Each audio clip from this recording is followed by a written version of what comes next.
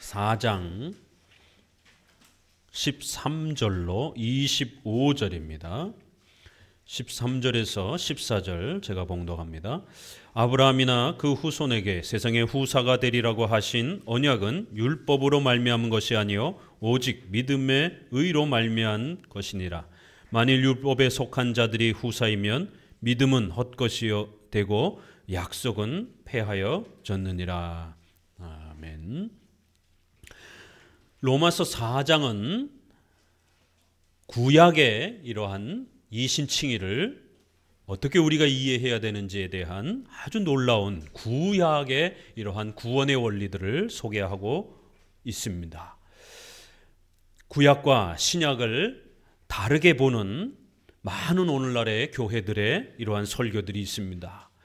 구약은 제사가 또 이런 성전이 존재하면서 펼쳐지다 보니까 신약과 매우 다른 것처럼 그렇게 보여집니다.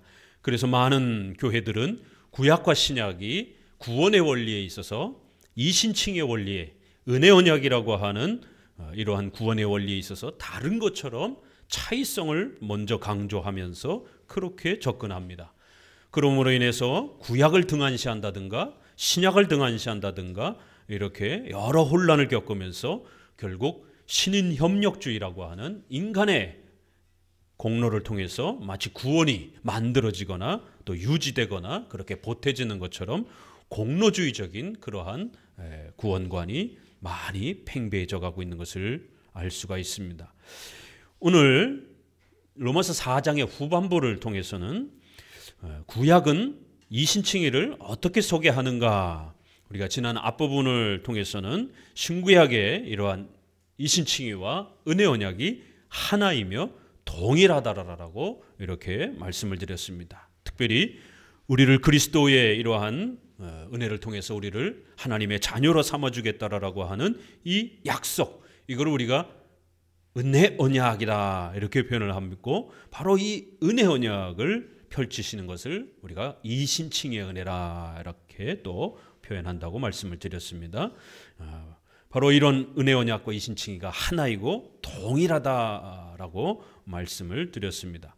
자, 그러면 구약으로 우리가 한번 들어가 봐서 구약의 그 성전과 또 제사와 또 이런 여러 가지 또 절기와 이런 구약의 많은 의식들을 좀 들여다보면서 과연 이런 구약의 다양한 이러한 내용들이 이신칭의를 가르치는 것으로서 과연 이렇게 정말 잘 해석되어지는지 오늘 후반부에서는 구약을 살펴보면서 함께 이신칭의와 은혜 언약의 이 동일함이 어떻게 펼쳐져 가는지들을 함께 또 살펴보고자 합니다. 로마서 오늘 이 4장 13절 14절을 함께 읽어보도록 합니다. 아브라함이나 그 후손에게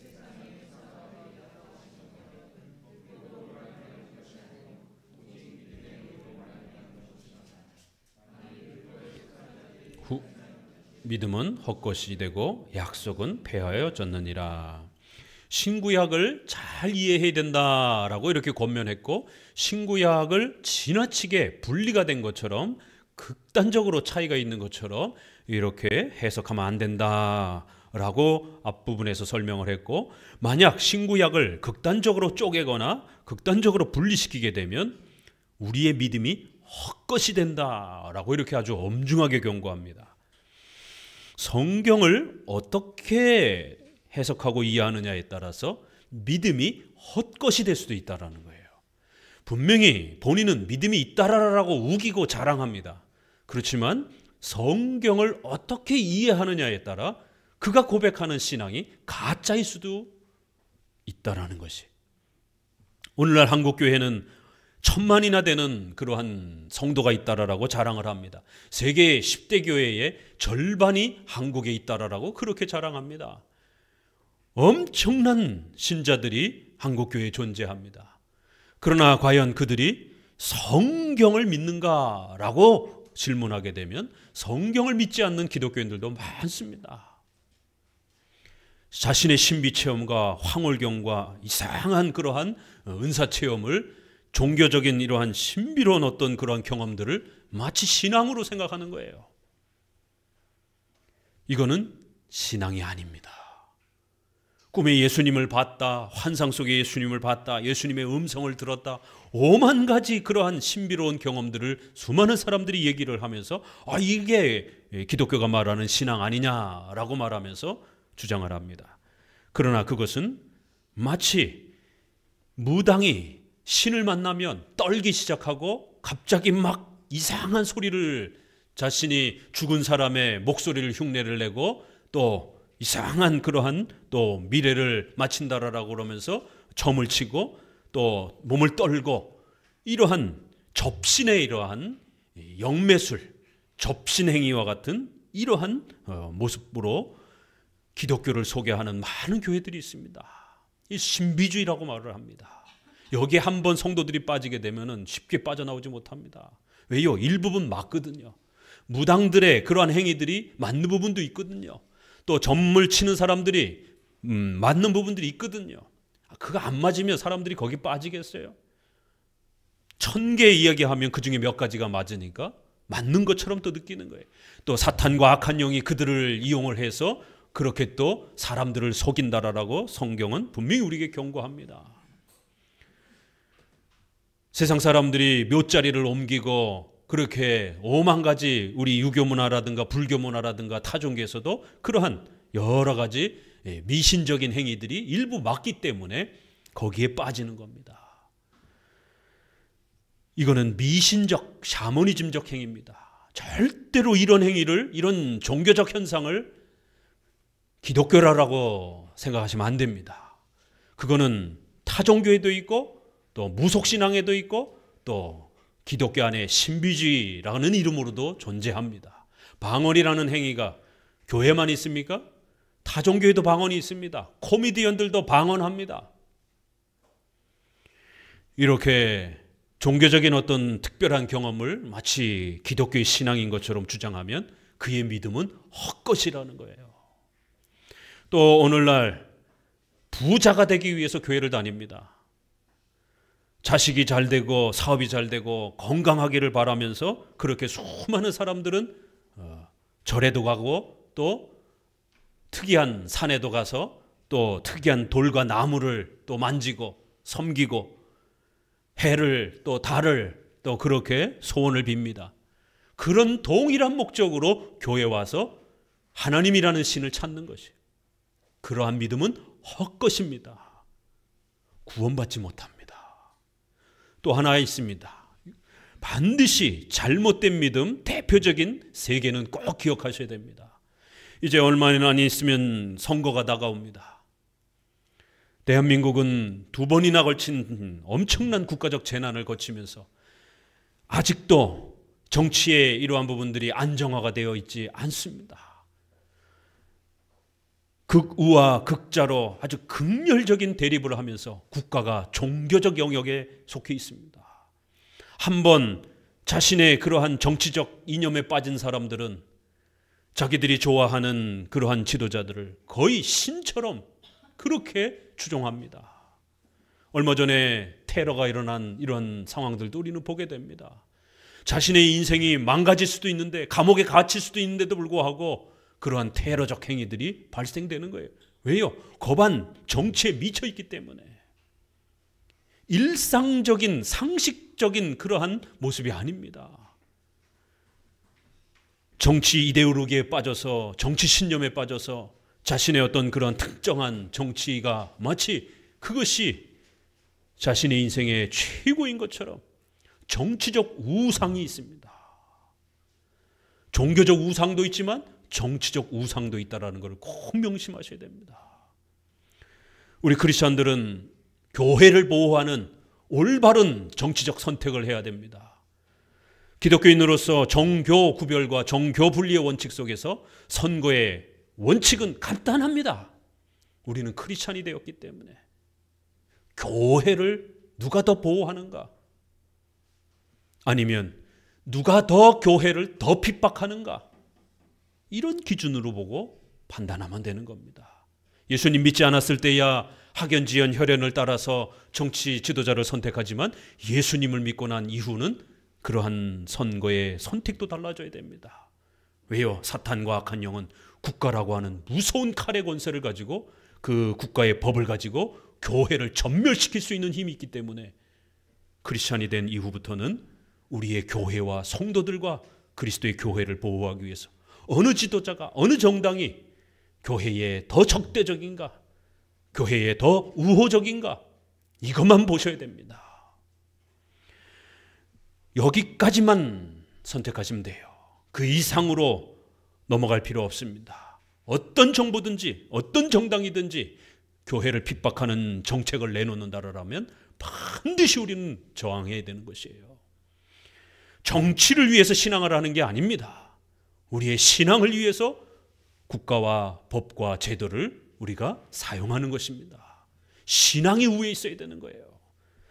이렇게 이 정치 신학에 빠져 있는, 정치 신앙에 빠져 있는 이런 사람들이 있습니다. 이러한 믿음은 헛것입니다. 좋은 자기들이 원하는 정치 국가를 만들어놔도요, 절대로 지옥에서 구원받지 못합니다. 그러한 믿음은 헛것인 것이에요. 반드시 기억하셔야 됩니다. 기복주의 신앙, 신비주의 신앙, 정치 신앙, 이 세 가지는 믿음이 헛것입니다. 오직 예수 그리스도로 우리가 죄사함 받고 하나님의 자녀가 되는 것, 이 신칭이, 이 신, 믿음으로써 칭의, 의를 얻는다라는 것이에요. 그 의는 뭡니까? 부자가 되는 것, 병 치료받는 것, 정치를 새롭게 만드는 것 아닙니다. 의를 얻는 거예요. 그 의란 무엇입니까? 율법을 아담이 파괴해서 죄값이 발생했습니다. 영원히 지옥에서 죽어요. 벌받아야 되는 형벌이 존재합니다. 죄값이 발생한 거예요. 그래서 이 죄값을 어떻게 사함받을 수 있는가? 죄사함의 문제라는 거예요. 그리고 율법을 지키면 영생할 것이다라고 하는 그 아담에게 주셨던 율법의 그 약속, 행위 언약의 그 약속, 우리 인간이 범죄하여 이 율법을 지킬 수 없을 때에 예수님이 우리 대신 이 땅에 오셔서 율법을 성취하시고 의를 획득하시고 바로 우리에게 주시는 겁니다. 영생이란 바로 하나님의 자녀가 되어 영원히 사는 복을 말합니다. 바로 죄값을 해결해야 되고 하나님의 자녀가 되어 영원히 살 수 있는 이 순종의 요구를 성취해야 되는 겁니다. 이게 기독교가 주는 보물입니다. 절대로 신비체험, 또 기복주의, 또 정치적인 그러한 복지가 아닙니다.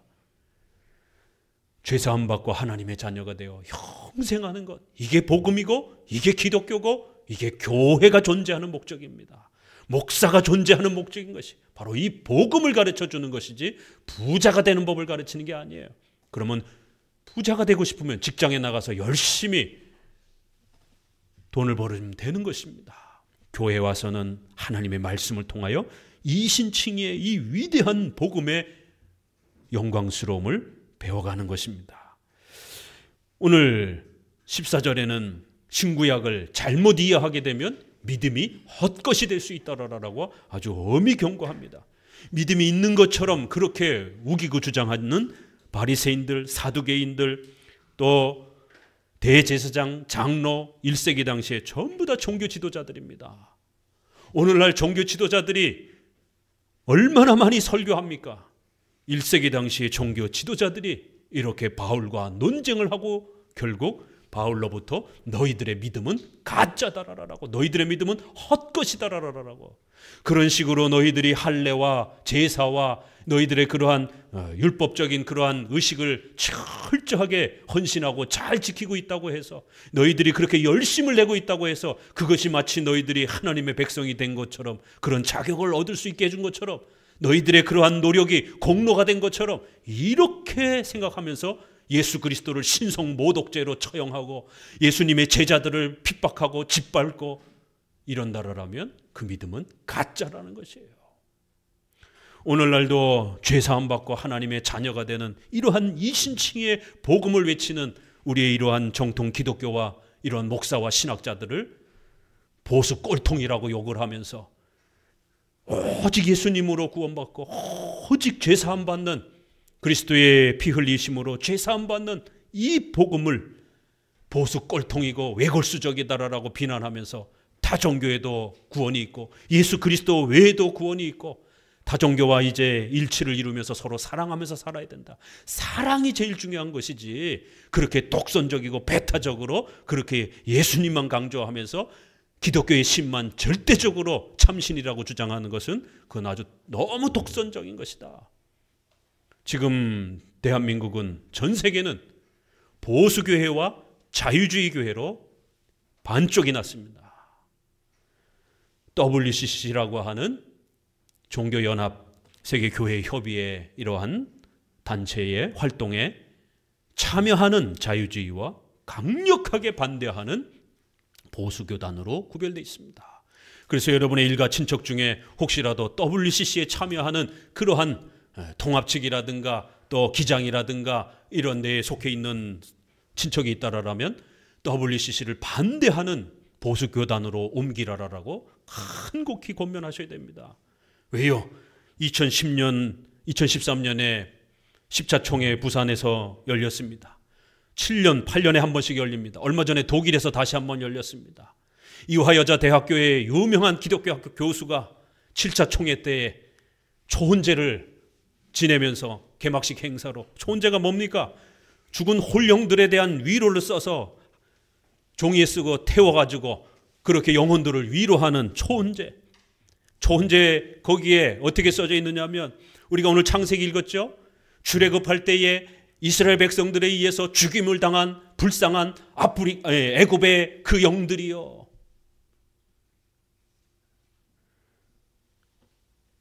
또 수많은 전쟁을 통해서 죽은 영들이요, 위로를 받으소서.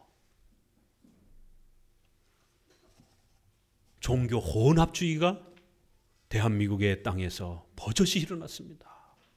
일제 신사참배 때는 총칼 앞에 목숨을 지키기 위해서 어쩔 수 없이 배도를 할 수밖에 없는, 가족들을 살리기 위해서 잠깐 예수님을 믿지 않겠다라고 그렇게 신앙을 포기하는 그런 핑계라도 되고 이유라도 되죠. 그러나 2013년에는 우리 손으로, 성도들의 헌금으로 50억이나 되는 그 엄청난 비용을 들여서 전 세계 5천 명이나 되는 수많은 사람들을 초청을 해서 모든 종교가 하나 되어야 되고 서로 사랑을 나눠야 된다. 그래서 마지막에는 우리나라 7대 종단들이 대표가 나와서 손을 잡고 더 이상 종교가 싸우지 말고 서로 화목하게 지내자라고. 이런 엄청난 종교 배도의 행위가 자원해서 한국교회 손으로 벌어졌습니다. 그리고 지금도 거기에 참여해서 성도들의 헌금을 수많은 회비로 내고 있습니다. 그리고 그 돈으로 전 세계 동성애 단체를 지원하고 무장단체, 테러 단체들을 지원을 하고, 이러한 예수님 외에도 구원이 있다라고 버젓이 주장하는 이러한 종교 혼합주의의 단체에 한국교회가 앞다투어 가입하고 있습니다. 저희 교단과 합동측, 고신, 또 합신, 이런 몇몇 그러한 보수적 그러한 교단만이 WCC에 참여하게 되면 하나님의 무서운 징계를 받을 것이다라고, 예수님 외에도 구원이 있다라고 주장하는 이러한 행사에 참여하게 되면 하나님으로부터 천벌을 받을 것이다라고 그렇게 외치고 있습니다. 그러나 저들은 우리를 아주 악독한 그러한 독선주의자다라고 비난하면서 사랑을 나누지 않는 자들이라고 그렇게 비난하고 있습니다. 이렇게 성경을 어떻게 해석하고 어떻게 이해하고 접근하느냐에 따라 믿음이 헛것이 될 수도 있고 참된 믿음으로 나아갈 수도 있다는 거예요. 믿음이 헛것이 되고 약속은 다 깨져버릴 수 있다는 거예요. 정말 조심해야 된다는 거예요. 고린도 후서에 다른 영, 다른 복음, 다른 예수에 빠지면 안 된다라고 엄히 경고합니다. 비슷해 보인다라는 거예요. 그렇지만 다른 영이라는 거예요. 다른 예수라는 겁니다. 다른 복음이라는 거예요. 예수님을 통해서 죄사함 받고 하나님의 자녀가 되는 이것을 기독교의 본질로 소개하지 않는, 이신칭의를 가르치지 않는 교회는 다른 복음을 가르치는 겁니다. 이렇게 로마서 4장은 1세기 당시 종교 지도자들을 꾸짖고 책망하면서 너희들이 구약을 가르치고 구약을 설명하는 선생들이냐? 너희들이 구약의 그 의식과 제사를 그렇게 목숨을 바쳐서 열심히 지키고 있는 그러한 자들이냐? 너희들의 믿음은 헛것이라는 거예요. 왜요? 이신칭의를 가르치지 않기 때문에. 구약에서 이신칭의를 놓쳤기 때문에 너희들의 믿음은 헛것이다라는 거예요. 아브라함이나 그 후손에게 세상의 후사가 되리라고 한 언약은 율법의 그런 외적인 제사의식과 그런 할례와 그러한 형식의 그러한 내용을 갖고 있다고 해서 될 문제가 아니라는 것이에요. 이 땅에 수많은 교회들이 있습니다. 그 교회에 열심히 참여한다고 될 문제가 아니라 이신칭의의 이 복음을 제대로 신앙 고백을 통해서 알고 있느냐가 중요하다라는 거예요.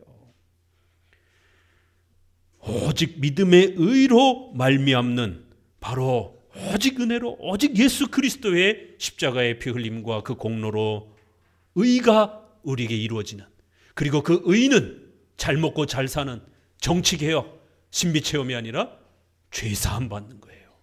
그리고 하나님의 자녀가 되는 바로 이 영생의 복을 얻는 바로 오직 믿음의 의로 말미암는 것이니라. 우리 창세기 17장 다시 한번 읽어봅니다. 바로 이 구약의 이 소중한 언약, 약속, 도대체 하나님이 뭘 약속했냔 말이에요. 우리 지난주에 봤던 걸 다시 한번 읽어봅니다. 창세기 17장 7절 8절입니다.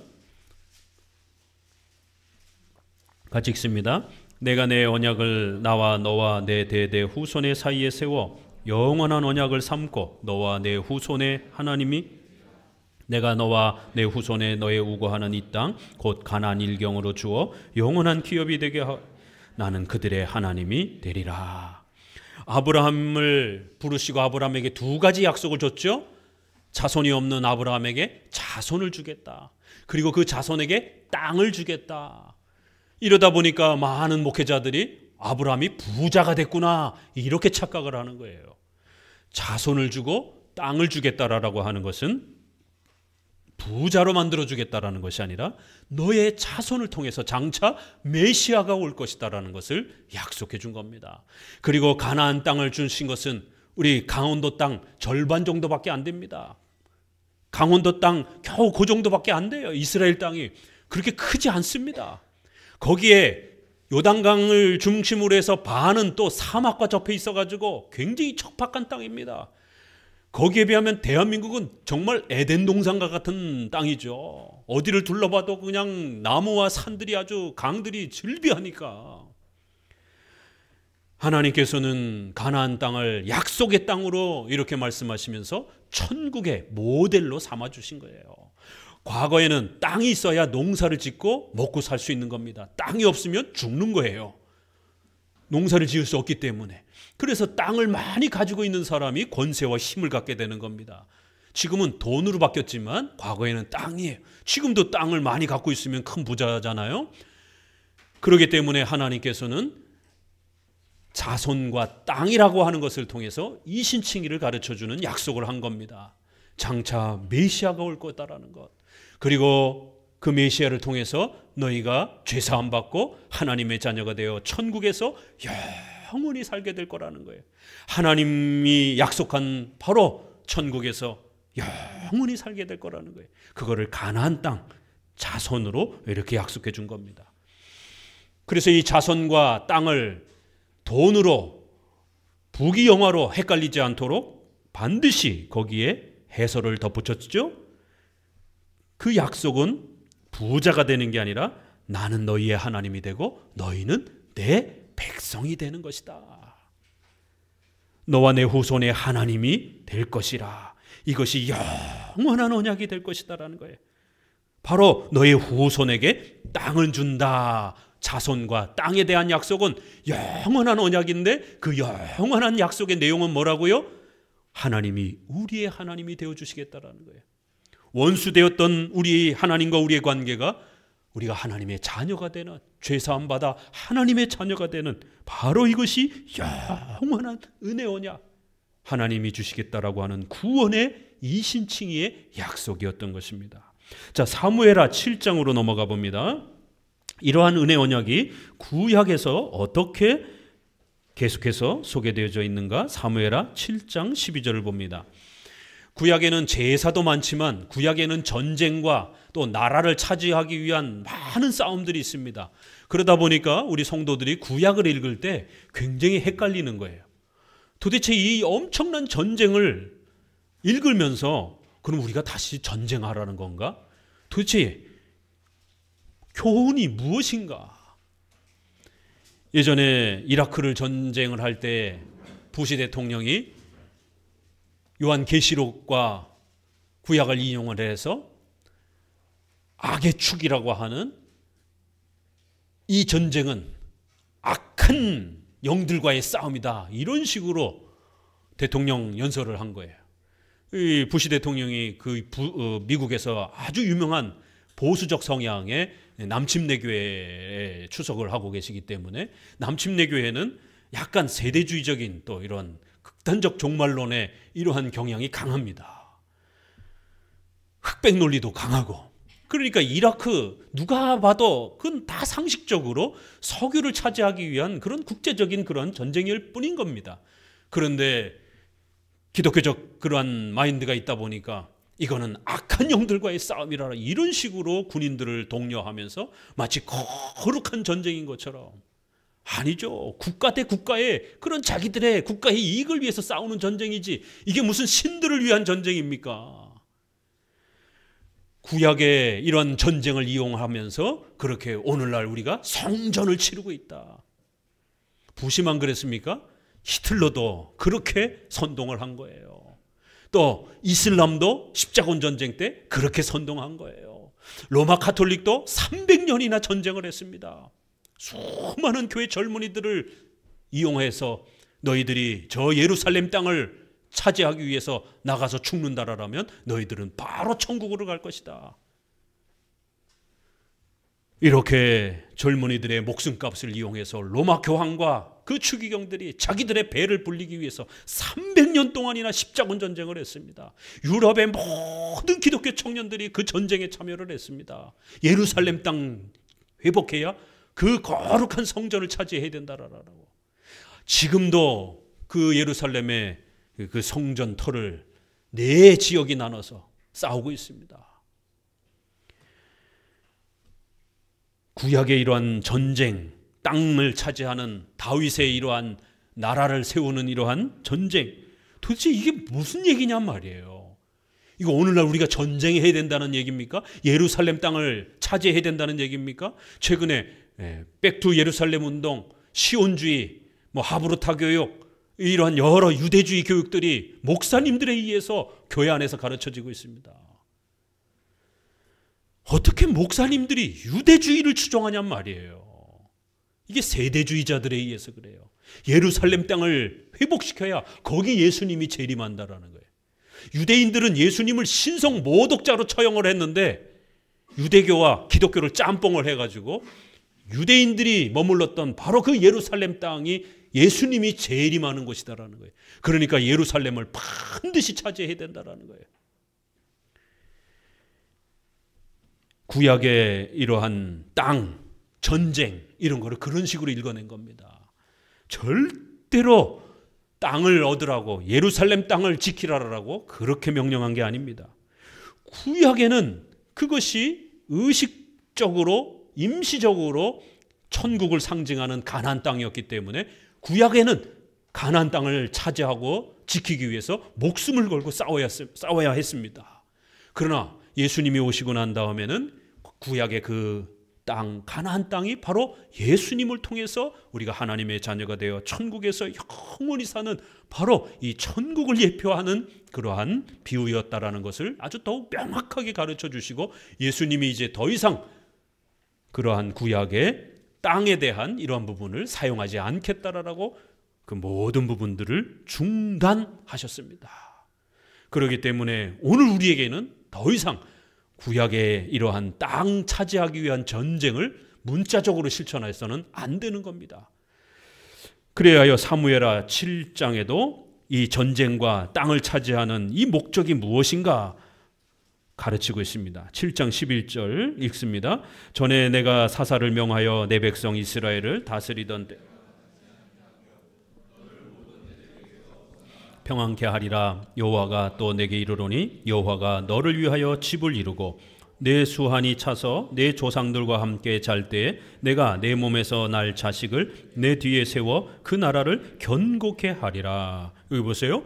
다윗을 세워서 너의 자식을 견고케 하고 너의 나라를 세워주겠다라는 거예요. 아브라함에게는 땅이라고 했다가 다윗에게는 땅보다도 더 큰 개념인 나라를 세워주겠다라고 이렇게 약속을 한 거예요.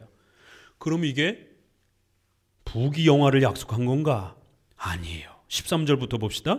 저는 내 이름을 위하여 집을 건축할 것이요 나는 그 나라 위를 영원히 견고케 하리라. 나는 그의 아비가 되고 그는 내 아들이 되리니 저가 만일 죄를 범하면 내가 사람의 막대기와 인생 채찍으로 징계하려니와.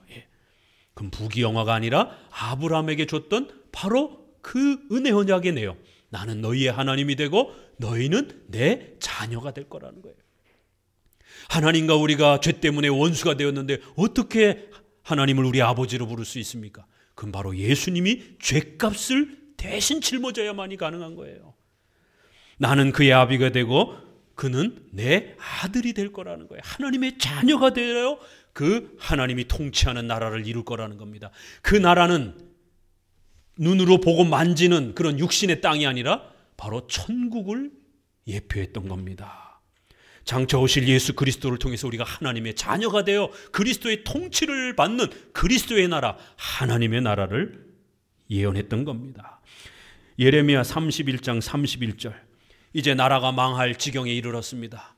결국 이스라엘 백성들은 제사와 나라에 대한 이 소중한 가르침을 제대로 이해하지 못해서 그들의 신앙과 예배가 엉망진창이 되었습니다. 그래서 선지자가 다시 등장을 해서 예레미야 31장 31절에 그들의 죄를 꾸짖으면서 하나님 앞에 회개하고 신앙을 회복하라라고 권면합니다. 자, 그러면 어떤 내용을 회복해야 됩니까? 부자가 되는 것, 신비 체험하는 것, 또 새로운 정치 국가를 만드는 것, 그거를 회복해야 됩니까? 아니에요. 31장 31절 예레미야 읽어봅니다. 나 여호와가 말하노라. 보라, 날이 이르리니 내가 이스라엘 집과 유다 집에 새 언약을 세우리니 나 여호와가 말하노라. 이 언약은 내가 그들의 열조의 손을 잡고 애굽 땅에서 인도하여던 내던 날에 세운 것과 같지 아니할 것은 내가 그들의 남편이 되었어도 그들이 내 언약을 파하였음이니라. 새 언약을 세워줄 거다라고 약속을 합니다. 예전에 언약이 있다라고 말합니다. 그러나 이제 앞으로 새로운 언약 시대가 도래할 거다라고 말합니다. 그러면 옛 언약은 뭐예요? 구약이 되는 거예요. 바로 제사와 성전과 땅과 이런 외적인 수단을 통해서 신앙을 가르쳤던 은혜 언약과 이신칭의를 가르쳤던 이러한 구약.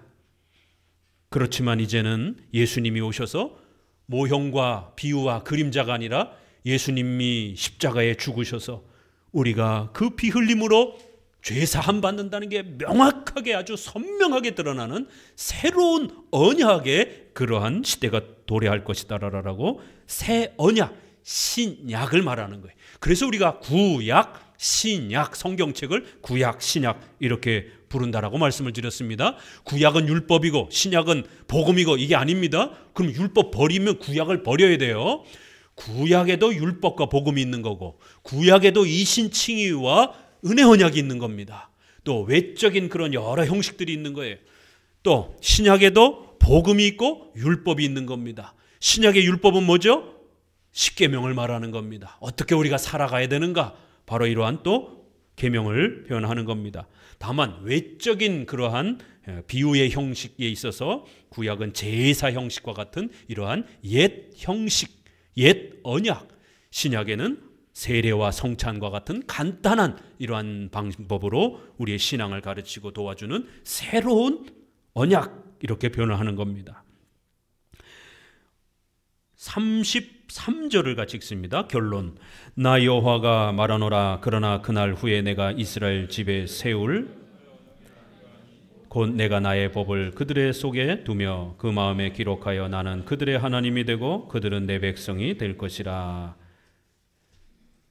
34절 아래쪽에 보면 내가 그들의 죄악을 사하고 다시는 그 죄를 기억지 아니하리라.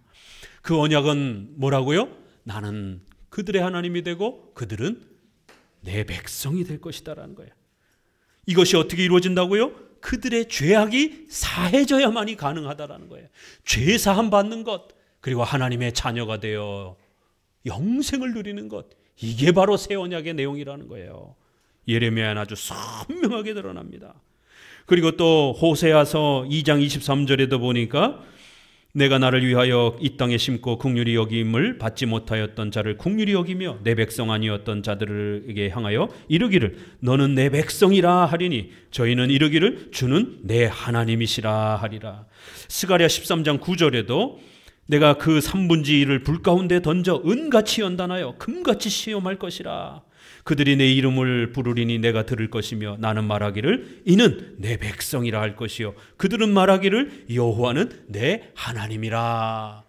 구약의 수많은 전쟁과 수많은 그 역사적인 그런 이야기들이 무엇을 우리에게 가르치는 거라고요? 은혜 언약과 이신칭의를 가르치는 거예요. 구원과 관련해서는 예루살렘 땅 차지하라는 얘기가 아닙니다. 절대로. 다윗의 왕국을 건설하라고 하는 이러한 명령이 아닙니다.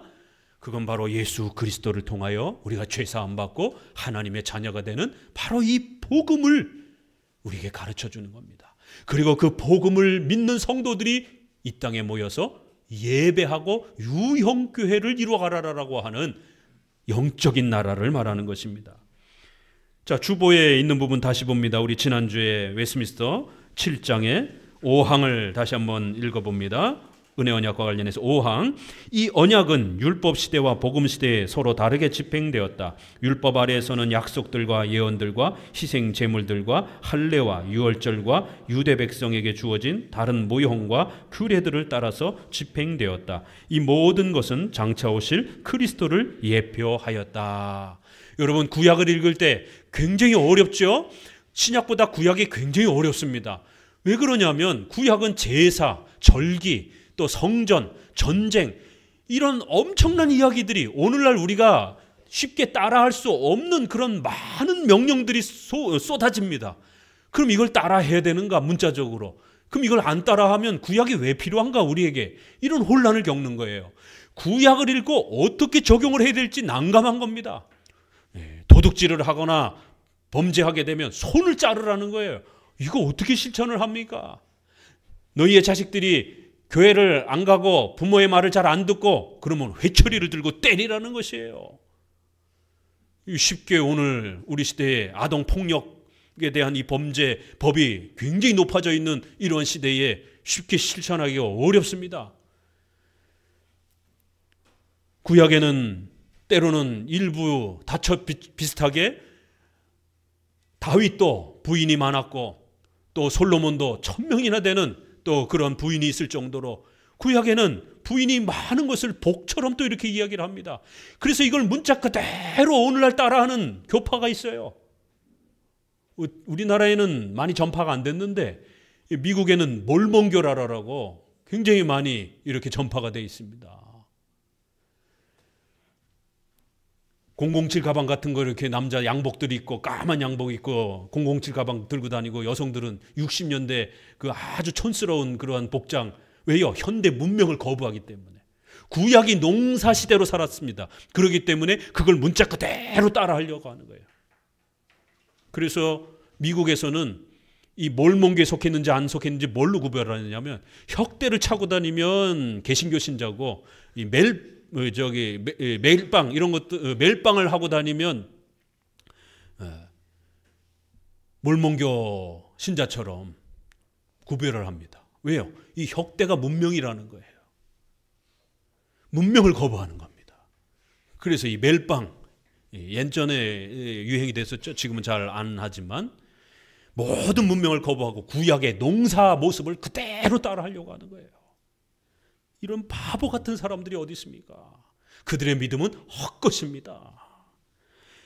구약을 문자 그대로 따라할 문제가 아니라 구약의 그 외적인 형식을 통해서 가르치고 있는 내적인 복음의 본질을 찾으셔야 되는 거예요. 은혜 언약 이신칭의가 이렇게 여러 전쟁과 또 제사와 성전과 절기와 이런 다양한 외적인 그러한 형식을 통해서 은혜 언약과 이신칭의가 가르쳐진 것입니다. 자, 15절 같이 또 읽습니다. 로마서로 돌아옵니다. 율법은 진노를 이루게 하나니 율법이 없는 곳에는 범함도 없느니라. 그러므로 후사가 되는 이것이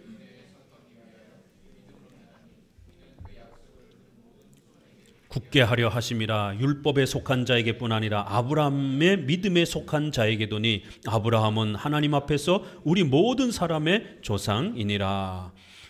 결론을 맺는 것입니다. 그렇기 때문에 아브라함에게 주었던 그 약속을 절대로 부자가 되는 것, 가나안 땅을 차지하는 것, 또 다윗의 그런 어떤 특별한 어떤 정치 국가를 만드는 것, 이런 형태에 빠져서는 안 된다라는 거예요. 구약의 그 많은 외적인 율법의 형식들, 제사, 또 성전, 절기, 이거 다 율법의 형태로 그렇게 명령되어지잖아요. 이스라엘 남자들은 3대 절기를 반드시 지켜야 됩니다. 이거 안 지키면 죽습니다.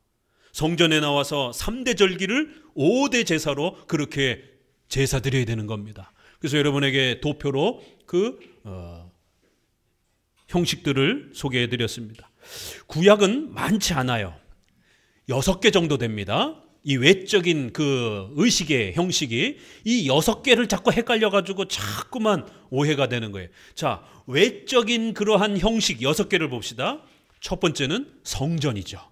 구약에는 성전을 짓기 위해서 목숨을 거는 거예요. 포로로 잡혀왔다가 다시 성전 짓는 거예요. 그러니까 구약에는 모든 이야기들이 다 성전 짓는 얘기예요. 출애굽기 읽다가 성도들이 지치는 거예요. 왜냐하면 출애굽기 후반에 재료들이 성전 성막 짓는 재료들이 엄청나게 쏟아지는 거예요. 이거 도대체 어떻게 적용을 해야 됩니까? 가는색, 홍색 실로, 뭐 청색 실로 그렇게 천을 짓고 막을 짓고, 그럼 이걸 어떻게 따라 할 거예요? 이거 남자들은 뭐 바느질도 못 하는데. 성전에 대한 이야기가 어마어마하게 나옵니다. 그 다음에 그 성전에 들어가서 제사 드리는 것이죠. 5대 제사. 5대 제사, 번제, 소제, 화목제, 속제제, 속건제, 이 5가지 제사를 드리는 것이에요. 그리고 이거를 3대 절기에 맞춰서 드려야 됩니다. 출애굽을 했습니다. 그래서 그들은 그날을 기억하기 위해서 1월 1일로 삼았습니다. 어린 양을 잡아서 피를 빼고 그 피를 가지고 자기들이 사는 집 문에다가 기둥 문밖에다가 전부 다 피를 발랐습니다.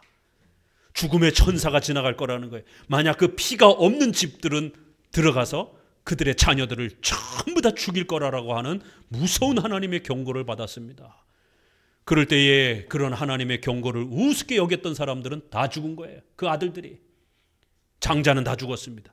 그러나 이스라엘 백성들은 모세의 선지자의 권면을 듣고 어린 양을 잡아서 피를 빼서 문 밖에다가 그렇게 바른 겁니다.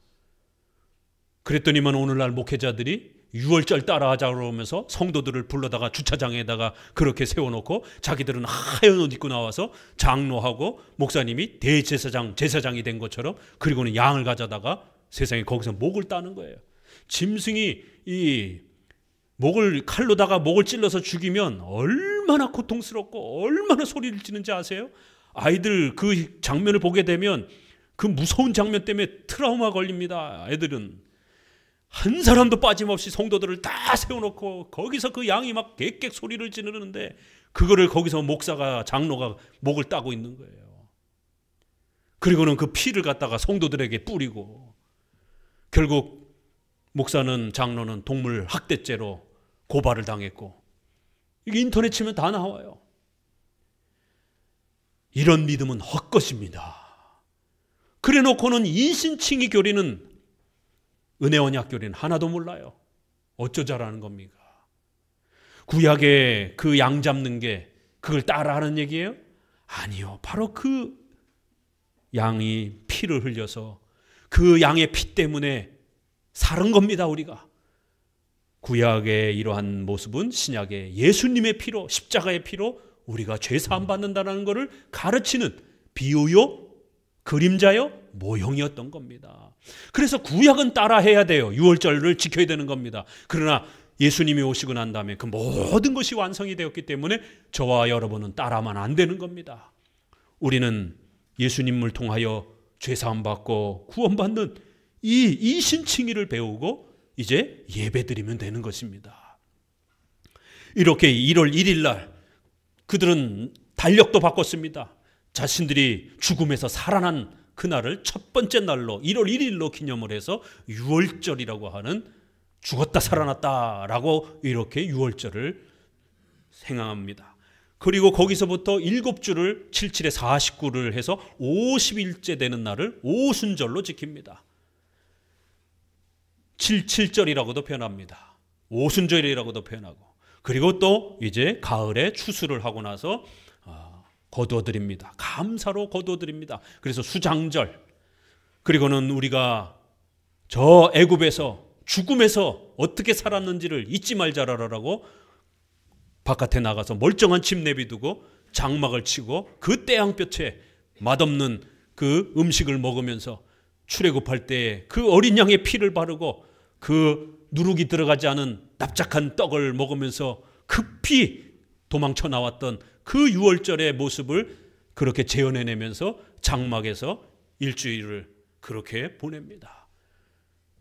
피 때문에 우리가 살았다라고 하는, 어린 양의 피 때문에 살았다라고 하는 이거를 가르쳤던 겁니다. 그래서 신약에는 요한복음에 보라 우리의 죄를 짊어지고 가는 어린 양이로다 라고 예수 그리스도를 그렇게 표현한 겁니다. 바로 예수 그리스도의 십자가의 죽으심의 피 흘림 때문에 우리가 죄 사함 받았다라는 것을 구약은 이렇게 절기를 통해서 가르친 것이에요. 자, 성전, 제사, 절기가 있습니다. 그리고 나머지 3개가 또 있죠. 하나는 정결법입니다. 우리가 전적으로 부패하고 더러운 자라는 것을 가르치기 위해서 의식주의 모든 부분들을 거룩한 것과 더러운 것으로 구별해서 사용하도록 했습니다. 먹을 수 있는 것과 먹지 못하는 것, 입을 수 있는 것과 입지 못하는 것을 그렇게 구별해 줬습니다. 그래서 이스라엘 백성들은 매번 그거를 구별하면서 얼마나 귀찮겠습니까 그게. 그래서 정결법, 우리는 전적으로 부패하여 우리는 더러운 자라는 것, 그러면 깨끗하게 어떻게 돼야 되겠는가? 바로 정결함과 더러움을 가르치는 전적 부패를 이렇게 가르친 것이에요. 지금도 이스라엘 백성들은요 그걸 구별합니다. 의식주를 구별합니다. 얼마나 귀찮은데 그걸 지금도 구별합니다. 정결법.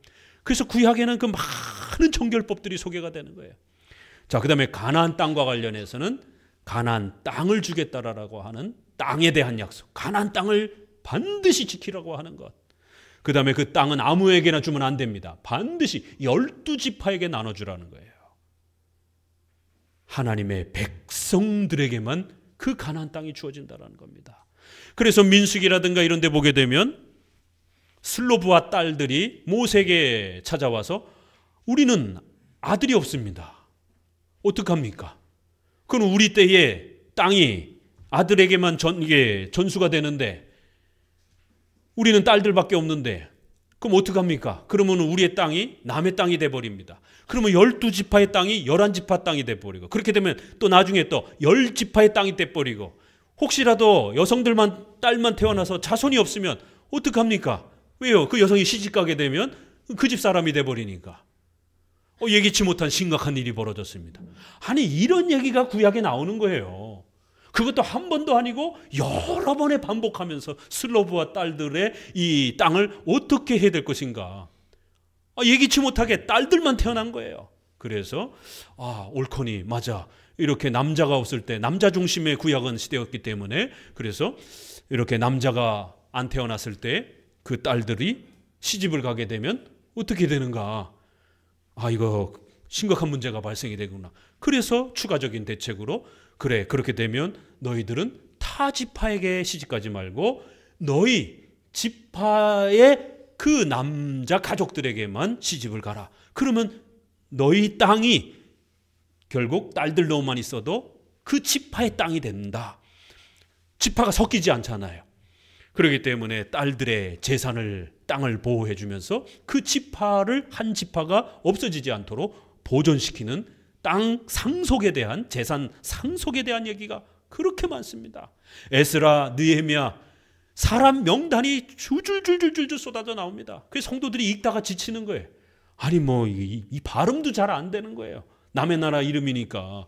그럼 도대체 이게 뭘 뜻하는 거지? 이름이 한두 개 나오는 것도 아니고 몇 장에 걸쳐서 나옵니다. 역대상은 자그마치 10장 넘어가까지 모든 이름을 소개를 합니다. 아브라함부터 시작해서 쫙 소개를 합니다. 이름만 나와요. 12지파, 하나님이 약속해 준 하나님의 택한 백성들만이 이 땅을 차지한다라는 거예요.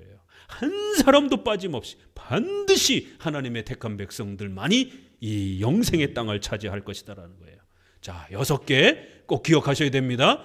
성전, 그 다음에 제사, 5대 제사, 3대 절기, 그 다음에 정결법, 그 다음에 가나안 땅, 그 다음에 12지파에게만 상속해 주라는 것, 이렇게 6개의 외적인 그러한 의식들을 통해서 은혜 언약과 이신칭의를 가르쳤던 것입니다. 이 내용의 본질을 놓치고 외적인 껍데기만 갖고 있게 되면 그 믿음은 헛것이 된다라고 책망한 겁니다. 그리하여 오늘 15절 16절에도 그 약속을 그 모든 후손에게 굳게 하려 하심이라. 율법에 속한 자뿐만 아니라 아브라함의 믿음에 속한 자에게도다. 그래서 구약에도 외적인 이 형식을 잘 사용해서 은혜 언약과 이신칭의를 제대로 붙잡은 사람들은 구원을 얻는 겁니다. 또 신약에 저와 여러분처럼 이방인들이지만 이제는 예수님께서 이방인들도 초대해 주셨기 때문에 우리도 구약의 형식은 따라하지 않지만 은혜 언약과 이신칭의를 바르게 믿고 신앙 고백하면 우리도 아브라함의 자손이 될 수 있다라는 거예요. 왜냐하면 아브라함의 그 자손과 땅에 대한 약속은 육체적이고 혈통적이고 물질적인 게 아니었기 때문에 영적인 예수 그리스도를 통하여 이루어지는, 오직 믿음으로 이루어지는 영적인 나라이기 때문에 구약에도 신약에도 오직 믿음으로 참여하는 자들이 이 약속을 얻게 된다라는 것입니다. 우리 17절 계속 있습니다. 기록된 바 내가 너를 많은 민족에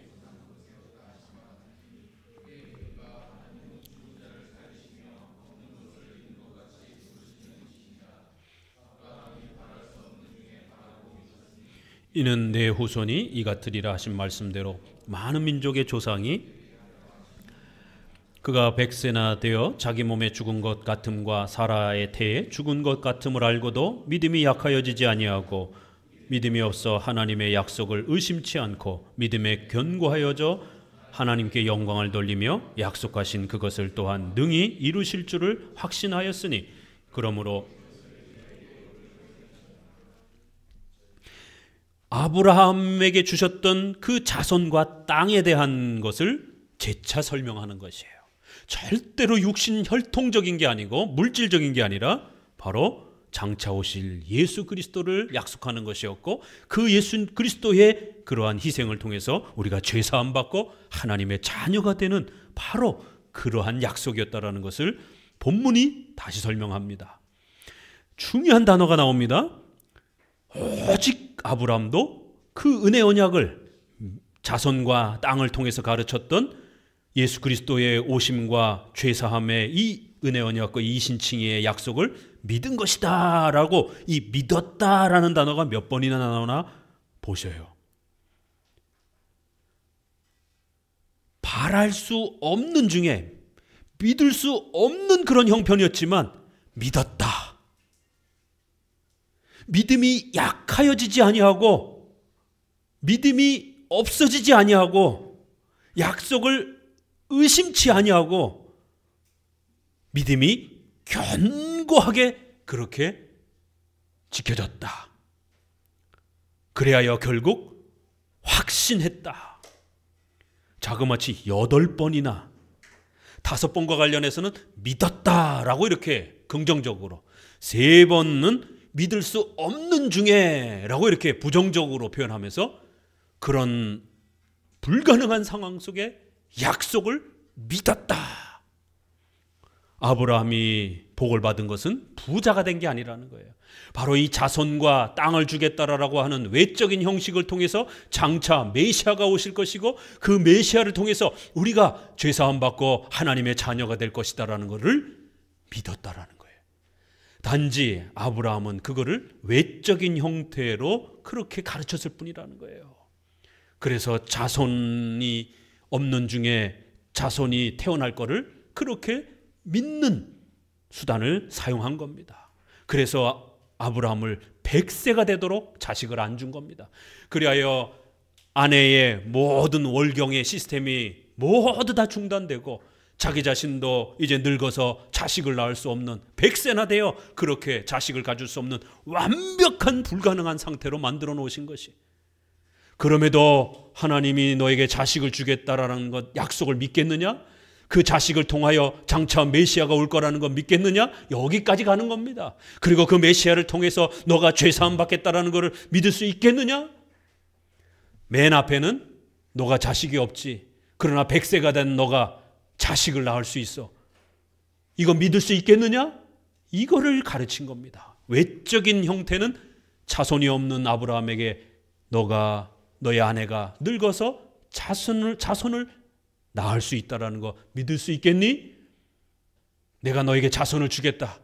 이런 외적인 자손에 대한 약속이었지만 그 너머에는 장차 그 자손의 후손으로 메시아가 올 것이고 그 메시아는 바로 우리의 죄값을 대신 짊어지실 그러한 구원의 은혜를 베풀어 주실 것이다라는 거예요. 이걸 너가 믿느냐라는 거예요. 바로 아브라함에게 있어서 100세나 되어 너에게 자식이 있을 것이다 없을 것이다 이 문제를 갖고 아브라함이 씨름했던 것은 바로 장차 메시아가 오실 것이고 그 메시아를 통해서 우리가 죄사함 받을 수 있을 것이다 라고 하는 바로 이 약속을 믿느냐 안 믿느냐의 문제였다라는 거예요. 그래서 여러분들이 구약을 읽을 때 바로 그런 이신칭의의 본질을 생각하면서 읽어가셔야 된다는 거예요. 바랄 수 없는 상태였다라는 거예요. 여러분 믿음이 얼마나 대단한 겁니까? 여러분 예수님 봤습니까? 하나님 봤습니까? 저도 못 봤습니다. 한 번도 본 적 없습니다. 세상 사람들은 우리에게 묻습니다. 예수님 봤어요? 당신들이 믿는 하나님 봤어요? 나한테도 좀 보여줘요. 그럼 내가 믿을게요. 그러나 하나님은 영이신 분이기 때문에 우주 만물에 그렇게 가득 찬 분이시기 때문에 절대로 우리 눈으로 보거나 만질 수 있는 게 아니에요. 그런데 기독교인들은 하나님을 살아계신 신으로 믿는 거예요. 예수님이 안 계시지만 예수님이 우리를 위하여 십자가에 죽으신 것을 믿는 거예요. 성경이 그렇게 가르치기 때문에 그 성경을 믿는 겁니다. 믿음이란 이렇게 대단한 겁니다. 한 번도 보지 못한 신을 믿는 거예요. 한 번도 보지 못한 예수님의 그 죽음이 나를 위한 죽음이라고 믿는 거예요. 오직 그 믿음으로 성경을 믿는 오직 그 믿음이 우리를 죄에서 지옥의 형벌에서 구원해 주신다는 거예요. 여러분 지옥 있는 거 봤습니까? 천국 있는 거 봤습니까? 이러니까 전도가 어려운 거예요. 이러니까 아무나 믿는 게 아닙니다. 아무나 교회 올 수 있는 게 아니에요. 만약에 세상의 최고의 부자가 여러분에게 100억씩 주겠다라고 단 조건이 있어요. 매 주일날 나와서 예배드리라는 거. 매년 성경 일독하라는 거. 그렇게 5년? 아니요. 죽을 때까지 그렇게 하면 100억 주겠다라고 약속하면 할 수 있을 것 같아요? 한 1년, 2년은 할 거예요. 아마 100억이라는 돈 때문에. 근데요, 이거 죽을 때까지 하라면 돈을 1000억을 갖다 준다 해도 못합니다. 하루 종일 앉아서 예배드리고 성경 공부하고 성경 읽고 이거 돈 준다고 해도 못합니다. 좀 있으셔가지고 못 앉아 있어요. 죽을 때까지 이걸 어떻게 합니까? 그런데 어떤 사람들은 주일이 기다려지고 예배를 안 드리면 미칠 것 같아요. 막 죽을 것 같아요. 예배를 드려야 마음이 편안하고 마음의 평안이 찾아오고 예배를 드리면 기쁨이 회복이 됩니다. 성경을 읽고 성경을 배우며 너무 마음이 뜨겁고 좋아요. 스트레스가 해소가 됩니다. 즐거움과 평안이 찾아옵니다. 공포와 두려움이 없어집니다. 어떤 사람에게는 이렇게 너무너무 즐거워서 죽을 때까지 그 일을 해요. 근데 어떤 사람은 단 하루도 못하겠다라는 거예요. 지겨워서. 이게 믿음의 차이입니다. 오직 믿음으로, 믿음이 연약하여지지 아니하고 믿음이 견고하여져서 바로 그것이 이룰 줄로 확신하면서 한평생을 살아갔다라는 거예요. 아브라함이 장차 오실 예수님 봤습니까? 못 봤어요. 아브라함도 결국 우리랑 똑같은 방식으로 그렇게 믿음으로 그리스도를 바라보는 것입니다. 요한복음에 있는 말씀처럼 아브라함도 오실 예수님을 그렇게 바라보았다라고 말하는 것이, 이렇게 오직 믿음으로를 8번을 소개한 다음에 이신칭의와 관련된 여겨주시다, 전가시켜 주시다, 우리가 행한 건 아니지만 우리가 그렇게 행한 것처럼, 죄값을 치른 것처럼, 우리가 율법에 순종한 것처럼 의로 여겨주셨다라는 말이 3번 또 반복이 됩니다. 23절부터 읽어봅니다.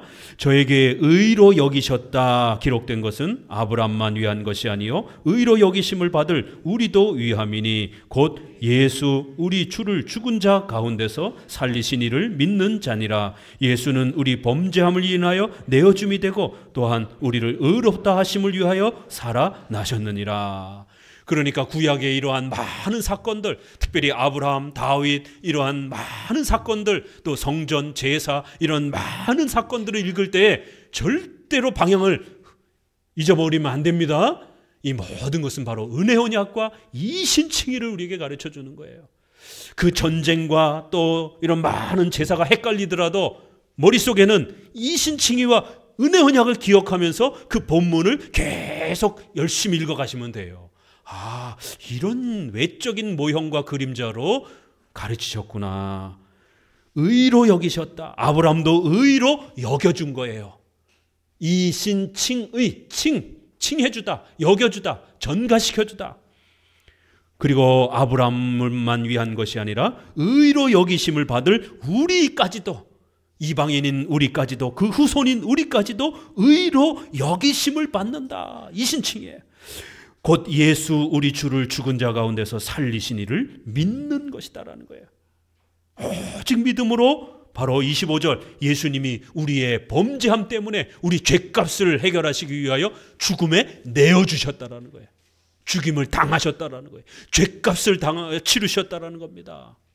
그리고 율법에 순종하심으로 영생의 그 의를 얻으셨다라는 거예요. 이렇게 둘로 나눕니다. 죄값을 치르기 위하여 내어졌다.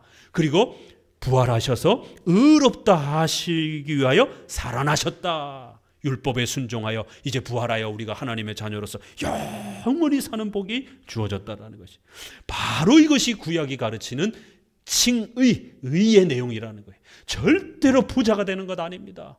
오늘날 대형교회를 통해서 잘 먹고 잘 살 수 있다, 얼마나 많이 소개가 됩니까? 죄에 대해서 더 이상 소개하지 않습니다. 이 지옥의 영원한 형벌에 대해서 소개하지 않습니다. 기분 나쁘다라고 온갖 신비 체험만 소개합니다.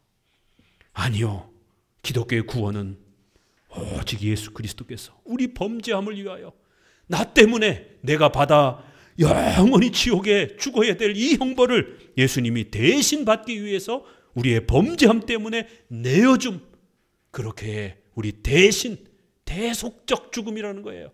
대신 죽으셨다라는 거예요. 내어줌을 받으셨다라는 거예요.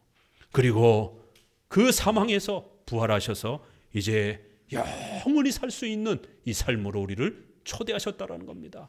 하나님의 자녀가 되어 영생하는 이 복으로 우리를 초대해 주셨다라는 것입니다. 이것이 복음이요 이신칭이요 은혜 언약의 내용인 것입니다. 우리 마지막으로 레위기로 가봅시다. 우리 5개 제사만 간략하게 살펴보면서 지금까지 배웠던 5가지 제사의 핵심 부분만 살펴보면서 마무리를 합니다. 레위기 1장입니다. 바로 이러한 구약의 많은 제사들이 예수님이 이 땅에 오셔서 십자가에 죽으시는 그러한 희생 제사를 가르치는 겁니다. 번제, 레위기 1장 2절을 읽어봅시다. 이스라엘 자손에게 고하여 이르라. 너희 중에 누구든지 여호와께 예물을 드리려거든 생축 중에서 소나 양으로 예물을 드릴지니 그 예물이 소의 번제이면 흠없는 수컷으로 회막문에서 여호와 앞에 연락하도록 드릴지니라. 그가 번제물의 머리에 안수할지니 그리하면 연락되어 그를 위하여 속죄가 될 것이라. 제사의 목적은 뭐라고요? 우리 한국의 제사는 조상들에게 밥을 먹이는 그런 개념이에요. 그러나 성경에서 말하는 제사는 우리의 죄를 그 짐승이 대신 짊어지도록 머리에다가 안수하라는 것이에요. 내 죄를 이 짐승이 대신 짊어지라는 거예요. 대속적 희생이라는 거예요. 그리고 그 짐승이 죽는 거예요. 피 흘려 죽는 거예요. 죄값을 치르는 거예요. 그러면 우리의 죄가 속죄될 거라는 거예요. 구약의 제사는 조상들을 밥 먹이는 그런 개념이 아니라 우리의 죄가 대신 갚아진다라는 이 개념입니다. 17절을 읽어봅니다. 결론, 번제의 결론 17절. 또 그 날개의 자리에서 그 몸을 찢되 아주 찢지 말고 제사장이 그것을 단 윗불 위에 나무 위에 살라 번제를 삼을지니 이는 화제라 여호와께 향기로운 냄새라. 뭐 하나님이 고기를 좋아하는 그런 건 아니에요. 바로 하나님께서 우리가 치러야 될 죄값을 이 양이, 이 짐승이 대신 치렀기 때문에 하나님이 우리를 엄히 징계하려고 했던 그 형벌을 내리시지 않게 되었다라는 거예요. 하나님이 만족하게 되었다라는 거예요. 하나님의 공의의 만족을 이렇게 마치 제사를 받으시고 기뻐하시는 그 향기로운 냄새를 기뻐하시는 것처럼 이렇게 소개를 드린 겁니다.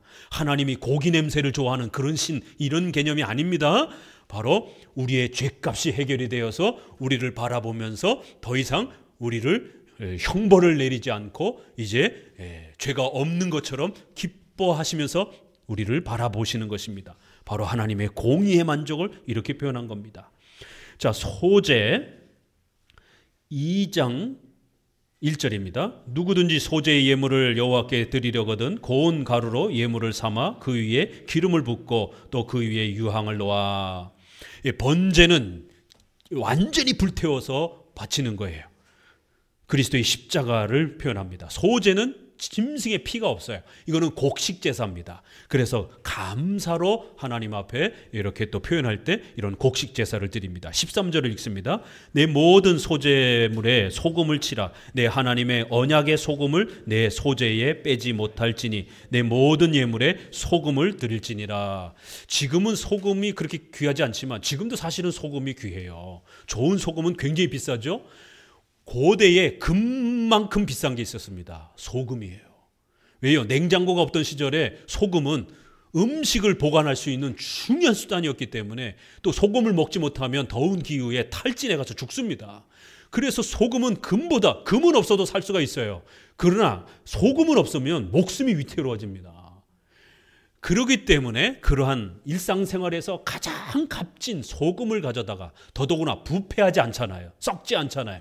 그렇기 때문에 이 소금을 비유를 들어서 은혜 언약을 그렇게 소금에다가 비유를 한 거예요. 그래서 소금을 그 제사의 이 약속에다가 제물에다가 뿌리라는 거예요. 언약의 소금이다. 그래서 소금을 언약 소금이다 라고 이렇게 표현을 하는 거예요. 소금이 부패하지 않고 영원한 것처럼 또 소금이 우리의 목숨을 살려주는 것처럼 이렇게 제사를 드릴 때마다 너희들의 이 제사 때문에 너희들이 산다라고 하는 것을 바로 하나님의 그 은혜 언약이 변치 않고 너희들을 구원해 줄 것이다라고 하는 그러한 소금의 개념으로서 그렇게 은혜 언약을 가르쳤던 겁니다. 3장 1절 4장으로 넘어갑니다. 4장 1절 3절을 읽습니다. 만일 기름 부음을 받은 제사장이 범죄하여 백성으로 죄를 입게 하였으면 그 범한 죄를 인하여 흠없는 숫송아지 속죄 제물을 삼아 여호와께 드릴지니 곧 숫송아지를 회막문 여호와 앞에 끌어다가 그 송아지 머리 위에 안수하고 그것을 여호와 앞에 잡을 것이요. 바로 이것은 속죄제를 말합니다. 역시 짐승을 가져다가 머리에 안수하고 그리고 대신 제물을 바치라는 거예요.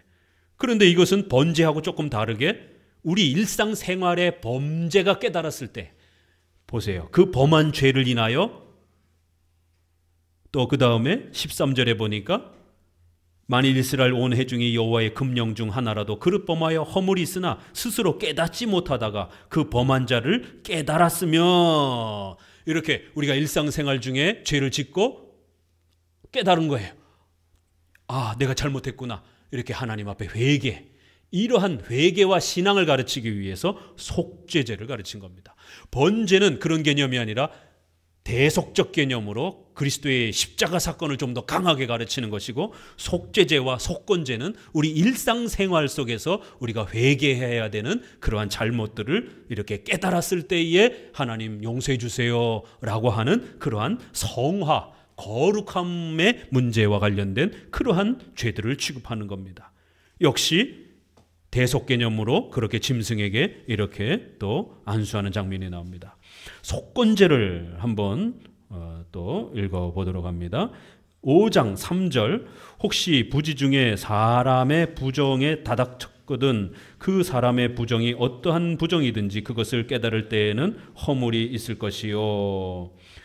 혹 누구든지 무심 중에 입으로 맹세를 바라여 악을 하리라 하든지 선을 하리라 하면 그 사람의 무심 중에 맹세를 바라여 말한 것이 어떤 일이든지 깨닫지 못하다가 그것을 깨달을 때에는 그중 하나의 허물이 있을 것이요. 그리고는 레위기 6장 5절에 보게 되면 혹시라도 남의 물건을 이렇게 훔쳤으면 그 본물의 5분의 1을 더하여 배상으로 돌려보내라는 것이에요. 이렇게 남에게 어떤 해를 끼쳤을 때는 반드시 배상을 하는 그러한 또 속죄제도 있어야 된다는 것이에요. 그래서 영어에서는 속죄제가 sin으로 되어 있고 속건제가 guilt로 되어 있어요. guilt라는 말은 책임, 죄에 대한 책임이 있다라는 그런 말이에요. 그래서 비슷하게 다 일상생활의 죄를 회개하는 방법이지만 속죄제는 직접적으로 하나님께 좀 더 이렇게 회개하는 것이고, 속건제는 이웃들에게 혹시라도 뭔가 해를 끼쳤을 때 반드시 이웃들에게 배상 5분의 1을 더해서 배상을 하면서 값을 치르라고 이렇게 성화와 관련된 그러한 회개의 원리를 또 이렇게 가르치고 있는 것입니다. 자, 이렇게 간략하게나마 구약의 5대 제사를 우리가 또 함께 살펴보았습니다. 오늘 로마서 4장을 통해서 이렇게 구약의 많은 그러한 사건들도 이신칭의와 은혜 언약을 가르치는 그러한 하나요 동일한 그러한 복음의 내용이라는 것을 꼭 잘 새기시기를 주의 말씀으로 권면을 드립니다. 기도합니다.